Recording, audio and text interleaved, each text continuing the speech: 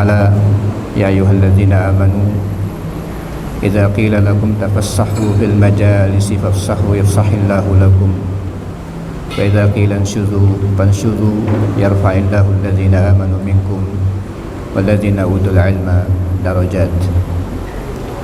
وقال النبي صلى الله عليه وسلم خيركم من تعلم القرآن وعلمه.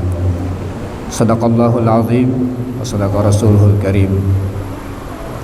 Yang kami muliakan Ketua Yayasan sekaligus pimpinan pondok Ustaz Suki As-Sairi, Kepala SMA Ustaz Eri, kemudian pembina, jajaran pengawas yayasan, para asatiz, wabil khusus yang kami muliakan, kami hormati Bapak Ibu wali santri baru Labbaik SMA Labbaik tahun 2023-2024 ini yang telah menitipkan anaknya kepada kami untuk bersama-sama kita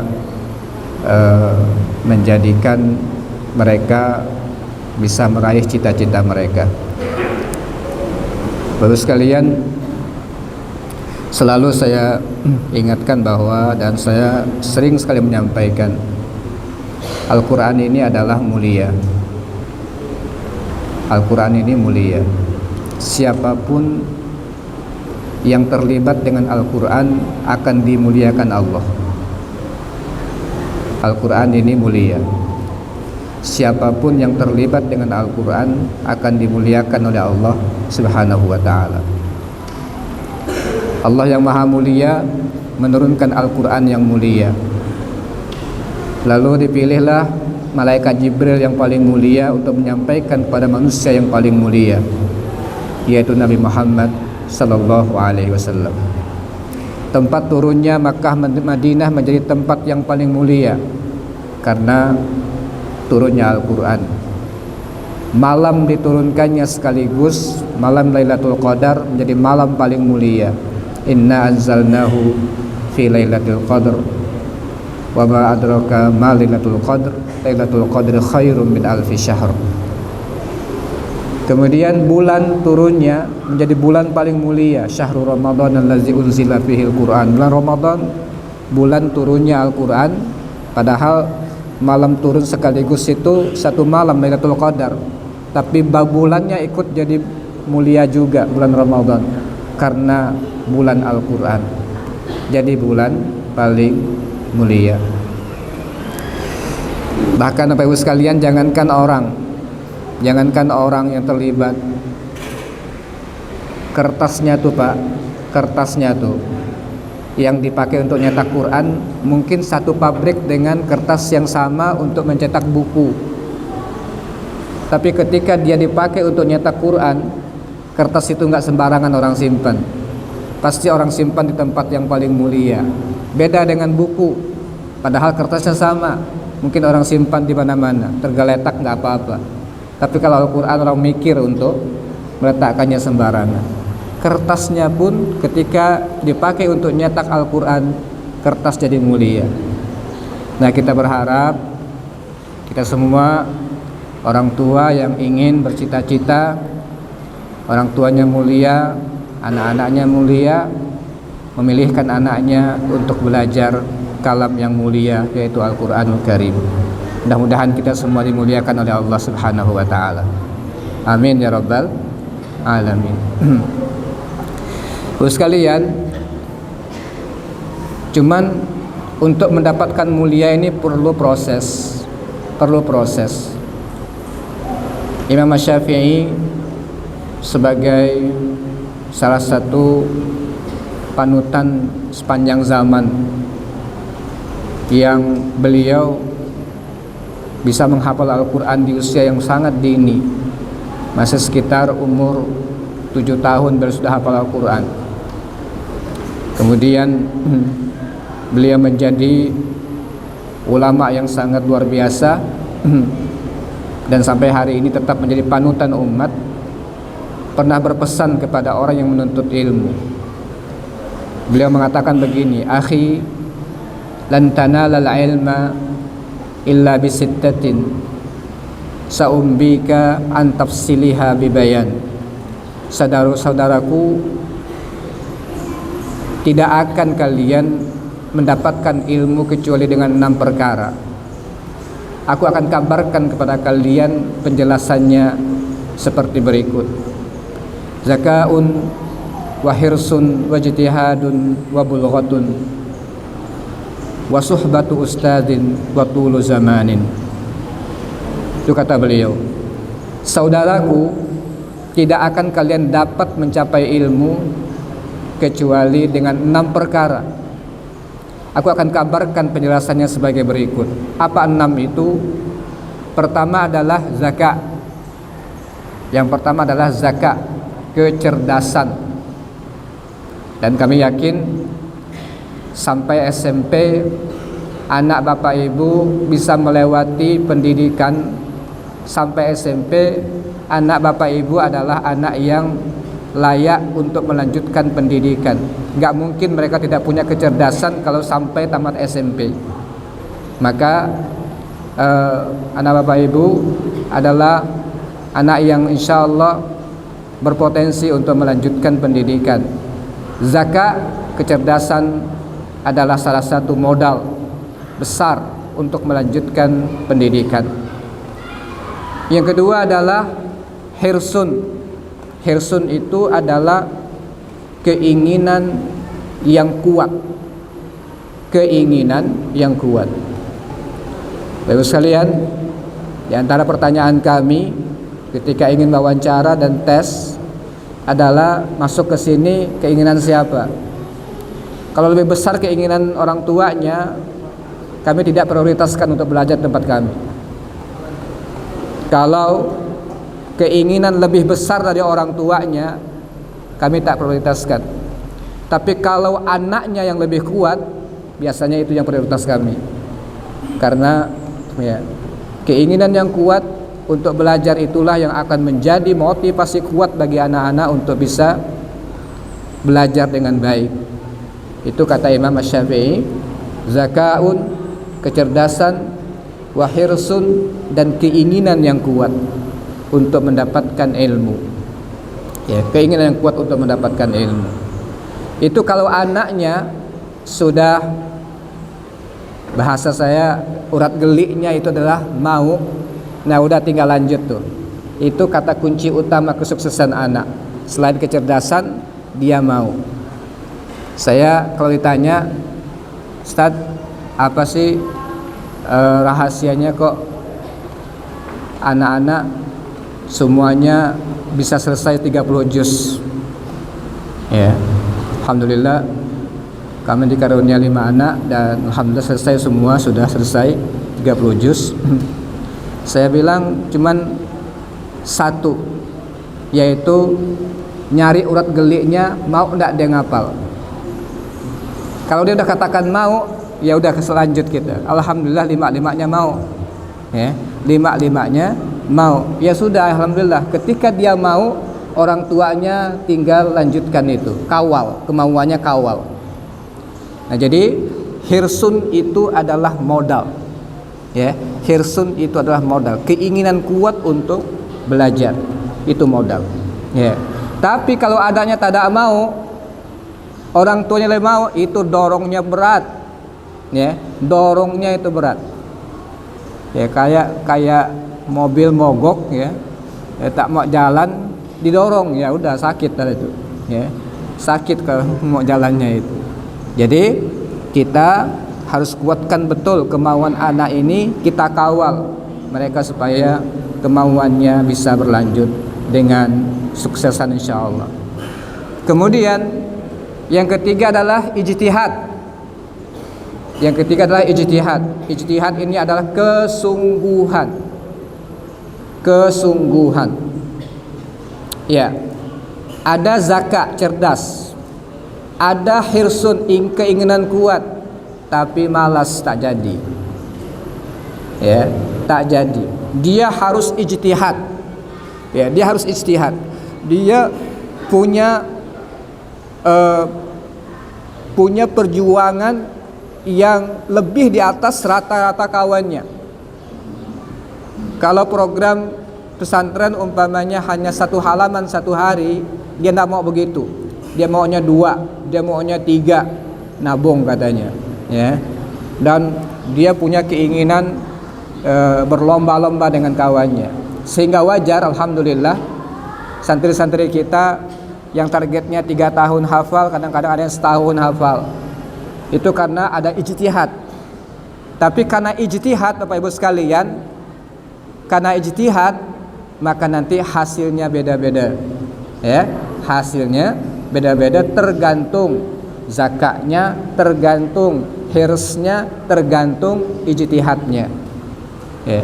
Kalau dia ijtihadnya lemah, maka dapatnya pun kadang-kadang berbanding lurus dengan kesungguhannya. Nah, itu ijtihad namanya.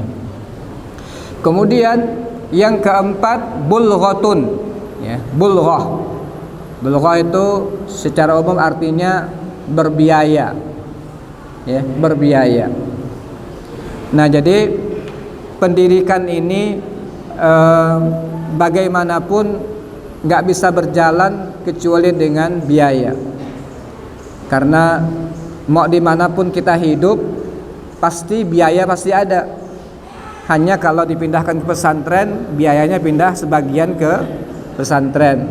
Mau pindahkan ke sekolah manapun, biayanya juga akan pindah ke sana. Baik dari kita orang tua maupun dari pihak lain, semuanya pasti akan ada biayanya. Nah, jadi saya umpamanya, alhamdulillah, orang tua diberikan oleh Allah takdir tak mampu membiayai dari sejak, ya, dari sejak SD, alhamdulillah dibiayai oleh yang pihak lain, yaitu beasiswa sampai S3, ya. Tak pakai biaya orang tua, tapi ada biaya yang lain, ya, biaya yang lain. Tapi tetap saja namanya, ya, namanya pendidikan itu ada biayanya, baik dari kita orang tua maupun dari pihak lain, untuk, ya, keberlangsungan pendidikan, ya, untuk keberlangsungan pendidikan. Itu bulghah namanya. Yang keempat adalah biaya. Kemudian kami berkomitmen, Bapak Ibu sekalian, mudah-mudahan, mohon doanya, mohon dukungannya, kalau anak Bapak Ibu sekalian menunjukkan prestasi tertentu yang kami anggap layak untuk mendapatkan biaya dari sekolah atau pihak lain, karena prestasi-prestasi tertentu, terutama tentang Al-Qur'annya, kami usahakan untuk dicarikan komitmen beasiswanya, ya. Kami berusaha untuk mencarikan komitmen beasiswanya. Nah, jadi ini kami berusaha betul akan apresiasi anak Bapak Ibu sekalian yang memiliki prestasi-prestasi terbaik di dalam pendidikannya, insyaallah. Nah, kemudian yang keempat adalah suhbatu ustazin. Suhbatu ustazin, yaitu didampingi ustaz, didampingi oleh ustaz. Belajar itu harus ada pendampingan. Jadi Bapak Ibu sekalian, kalau bahasa Imam Syafi'i ini, kira-kira penentu sukses itu siapa, Pak, Bu? Penentu sukses itu siapa? Guru ke anaknya. Coba tadi itu syaratnya tuh, zakaun, wahirsun, wajtihadun, wabulghatun, wasuhbatu ustazin. Cerdas, maunya kuat, sungguh-sungguh, kemudian ada biaya. Yang kelima, didampingi ustadz. Kira-kira yang faktor paling utama itu anaknya ke gurunya. Hah? Anaknya ke gurunya. Ayo Bu, tanya Pak. Ya, anaknya ke gurunya. Jadi modal paling banyak itu di anak. Coba zakat. Zakat itu di anak. Ya, hirs, keinginan yang kuat dari anak. Ijtihad dari Anak bulghah dari biaya dari siapa nih? Iya, dari anak juga, orang-orang lewat orang tuanya atau pihak lain. Wasuhbatu ustadznya cuma nemani. Ustadz tuh teman, ya, menemani, mendorong, memotivasi, memberikan sesuatu yang dimiliki. Jadi ketika bapak ibu nitipkan anak, ya, kalau anaknya modal-modalnya tak dipakai, itu mau kayak apapun cerdasnya guru tak jadi, Pak, tak jadi. Jadi oleh karena itu kita perlu, ya, sama-sama nih, ya, untuk mendorong anak-anak kita memanfaatkan potensi dan nikmat Allah Subhanahu wa ta'ala yang diberikan kepada anak-anak kita semuanya. Nah kemudian tulu zamanin, belajar nih panjang waktunya, ya, belajar nih panjang waktunya. Jangan baru 1 bulan dah mau pikir pindah, ya. Setahun pun masih tak banyak ilmu yang bisa didapat, ya. Setahun pun tak banyak ilmu yang bisa didapat. Kadang-kadang sampai 3 tahun, kadang sampai 6 tahun belajar tuh, kadang-kadang sampai 10 tahun belajar untuk mendapatkan ilmu-ilmu adab dan sebagainya dari tempat kita belajar. Nah, oleh karena itu, ya, kita sangat berharap mudah-mudahan kami berusaha untuk menerima dan ingin, kalau menggantikan nggak bisa Pak Bu, gantikan peran Bapak Ibu nggak mungkin. Kami berusaha untuk menjadi orang tua yang baik, ya, karena titipan Bapak Ibu sekalian. Hanya jangan pikir guru ini ideal Pak. Bapak kita berapa Pak? Ada yang punya anak 100 Pak, ada yang punya anak 50, ada yang punya anak 10 ke 10 pun pusing kan.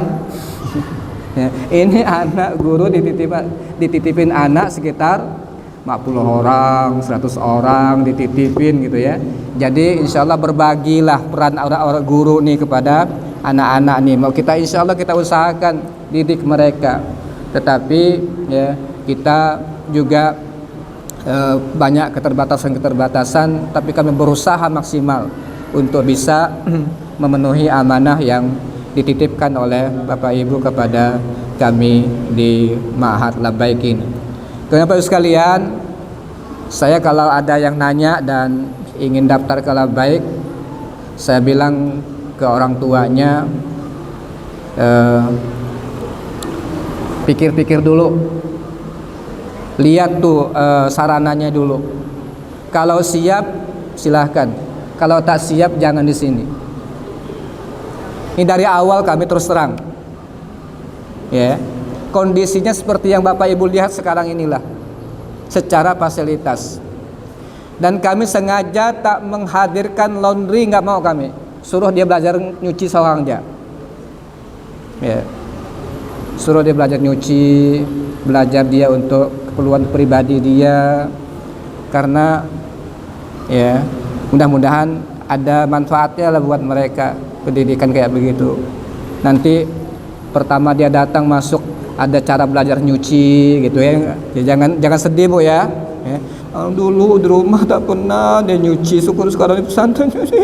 Gitu ya. Jangan nangis Pak Bu ya. Jangan nangis.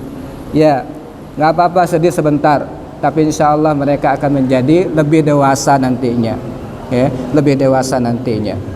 Nah jadi kami tidak menawarkan fasilitas yang mewah di sini, tetapi kami ingin ya standar lah insya Allah memberikan kebutuhan mereka, tapi kami akan memberikan yang terbaik buat Al-Quran mereka insya Allah. Ini Bapak sekalian, kita berharap dengan Al-Quran tadi anak kita akan dimuliakan, karena para ulama punya kaidah belajar ilmu. syaraful ulum bi syarafil ma'lum katanya. Syaraful ulum bi syarafil ma'lum. Kemuliaan suatu ilmu itu tergantung kemuliaan objek yang dipelajari. Kemuliaan sebuah ilmu tergantung objek yang dipelajari. Ketika yang dipelajari adalah yang paling mulia, maka ilmu itu menjadi ilmu yang paling mulia. Jadi insya Allah ketika mereka konsentrasinya belajar Al-Quran, mereka akan mendapatkan banyak hal yang Allah yang akan memuliakan mereka, insya Allah. Ya, Allah yang akan memuliakan mereka. Nah, jadi insya Allah dengan Al-Quran mereka akan dijaga. Para ulama juga bilang perbedaan antara ilmu dengan harta itu apa? Kata mereka, kalau harta kita yang jaganya, ya, kalau harta kita yang jaganya. Tapi kalau ilmu dia yang jaga kita. Ya. Kalau ilmu dia yang jaga kita. Dimanapun kita berada, ilmu akan jaga kita insya Allah. Tapi kalau harta, kalau tak kita kawal habis. Ya, habis kalau harta tuh. Tak kita lihat, tak kita kawal, tak kita jaga, habis. Tapi kalau ilmu insya Allah dimanapun kita berada dia akan menjaga kita. Jadi mudah-mudahan dengan belajar ilmu ini kita akan dimuliakan oleh Allah, anak kita dimuliakan oleh Allah Subhanahu wa taala, kemudian kita semua mendapatkan kemuliaan dari Allah Subhanahu wa taala. Aqul qouli hadza wa astaghfirullah li wa lakum. Assalamualaikum warahmatullahi wabarakatuh.